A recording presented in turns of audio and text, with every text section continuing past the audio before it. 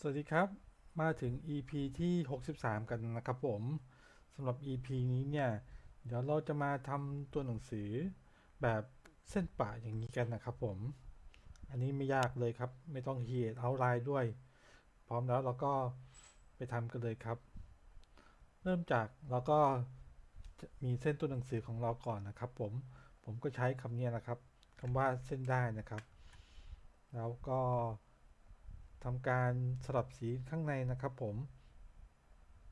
ให้มาเป็นเส้นสโตรกอย่างนี้นะครับเพิ่มความหนาหน่อยจากนั้นเรามานี่นะครับผมที่คำสั่ง dash line เนี่ยแหละครับคลิกไปเลยครับผมเท่านี้เราก็จะได้เป็นเส้นสโตรกของเราแล้วนะครับผมต้องการรูปแบบไหนก็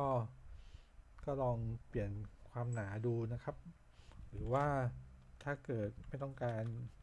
ค่านี้ก็เราสามารถปรับแต่งได้นะครับให้เส้นยาวขึ้นได้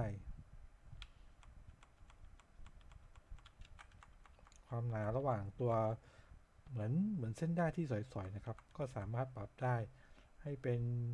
มุมมนหน่อยนะครับผมเนี่ยครับ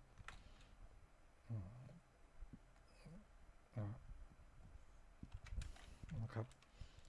เท่านี้ก็เรียบร้อยแล้วนะครับไม่ยากเลยใช่ไหมครับผมสำหรับคลิปนี้ก็คงมีเท่านี้นะครับเพราะมันทำง่ายมากนะครับผมแต่ลูกเล่นนี้เราเอาไปใช้ได้เยอะเลยนะครับผมไม่เชื่อก็ลองไปทำดูนะครับผมยังไงก็สำหรับ EP นี้ก็ถ้าเกิดชอบยังไงก็